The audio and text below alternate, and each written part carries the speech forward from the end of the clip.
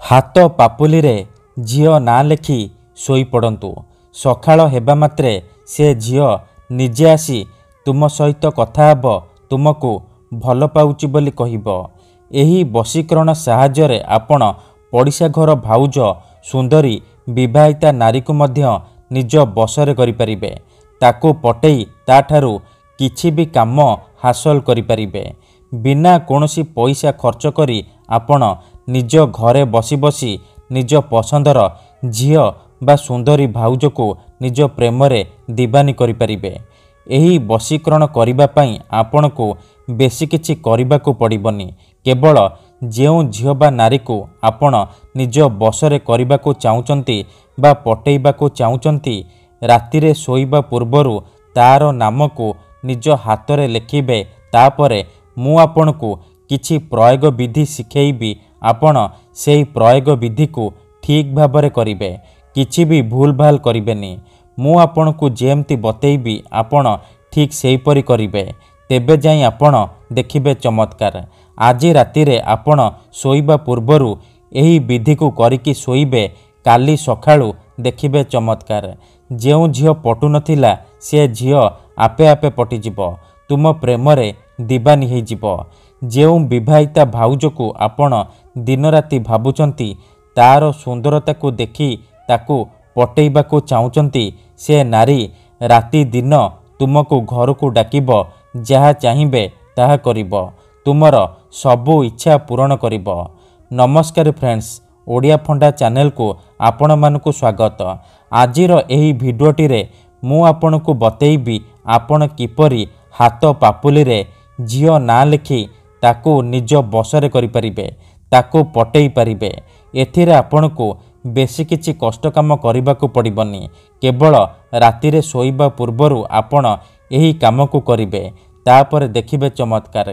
केते थर एमिति हेइथाय कि आमे जेउ झियो को भल पाऊ सीए आमको भल पाएना, अन्य काहाकू भल पाए, आउ आमे ता पछरे गोड़ेई गोड़ेई निजर सबु समय सारी देउ, किंतु से झियो को पटेई पारुनु।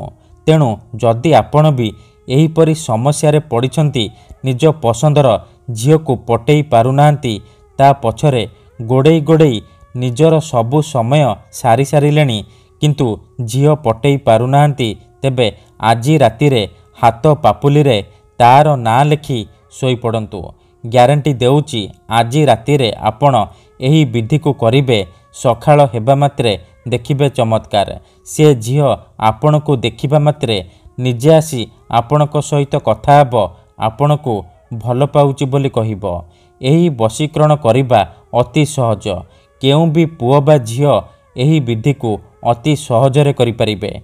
निज प्रेम को पाइबा पई, निज प्रेम को हासिल करिबा पई एही वशीकरण को प्रयोग करिपारिबे। किंबा केउ भी कुआरी झियो बा विवाहिता नारी को पटेइबा पई मध्य आपण एही विधि को प्रयोग करिपारिबे। एही वशीकरणर अनेक फायदा अछि।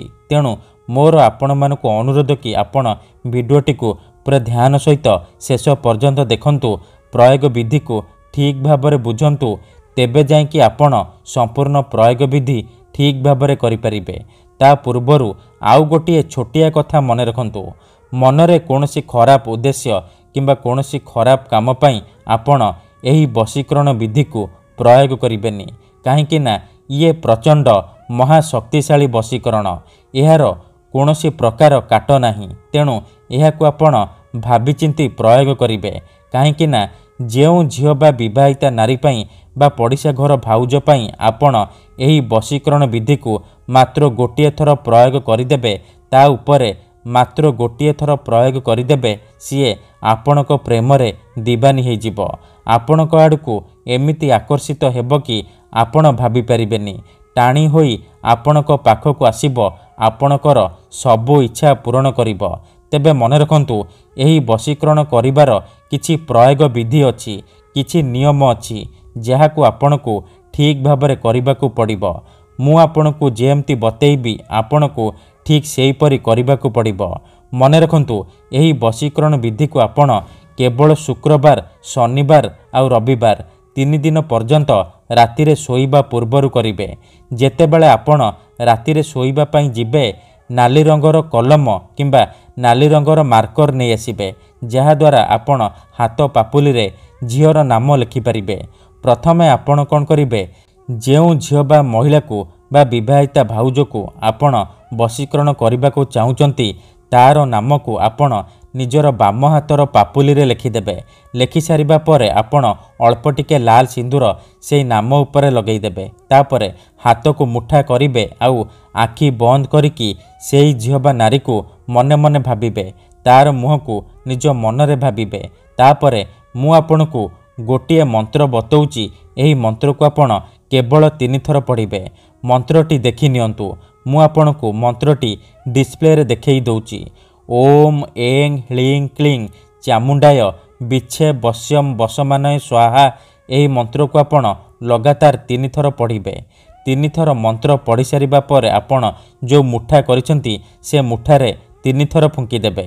ଏତିକି କରିସାରିବା ପରେ ଆପଣ ଶୋଇପଡ଼ିବେ। ଏହିପରି ଆପଣ ଲଗାତାର 3 ଦିନ ପର୍ଯ୍ୟନ୍ତ ରାତିରେ ଶୋଇବା ପୂର୍ବରୁ କରିବେ। ଶୁକ୍ରବାର, ଶନିବାର, ରବିବାର ପ୍ରଥମ ଦିନରୁ ହିଁ ପ୍ରଭାବ ପଡ଼ିବା ଆରମ୍ଭ ହୋଇଯିବ।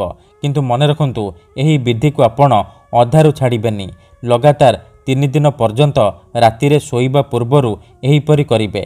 ତାପରେ ଦେଖିବେ କିପରି ସେ ଝିଅ ବା ବିବାହିତା ନାରୀ ଆପଣଙ୍କ ପ୍ରେମରେ ଦିବାନୀ ହୋଇଯିବ। ପାଗଳି ପରି ଆପଣଙ୍କୁ ଭଲ ପାଇବାକୁ ଲାଗିବ। ଧନ୍ୟବାଦ।